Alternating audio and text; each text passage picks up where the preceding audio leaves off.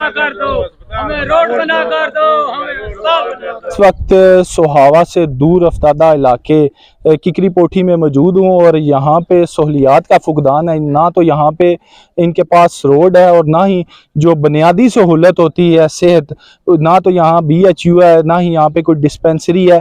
तो आज ये इलाके के लोग जो हैं वो सरापा एहतजाज है, क्योंकि दिन ब दिन जो है बीमारियाँ जो है वो बढ़ती जा रही हैं, जिस वजह से इनके लिए मुश्किलात का इनको बहुत ज़्यादा सामना। इन्होंने आज एहतजाज करते हुए जो है वो वज़ीर आला पंजाब से मुतालबा किया है कि यहाँ पे डिस्पेंसरी बना के दी जाए और रोड भी बना के दी जाए।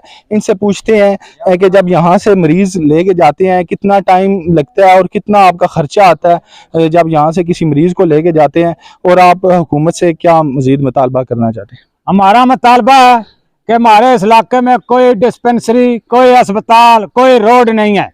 हमारी वज़ीर आला पंजाब से ये अपील है कि हमें रोड बनाकर दें और इधर डिस्पेंसरी और अस्पताल वगैरह बनाएं। जगह हम खुद अपनी जगह से इंतकाल करा कर देंगे।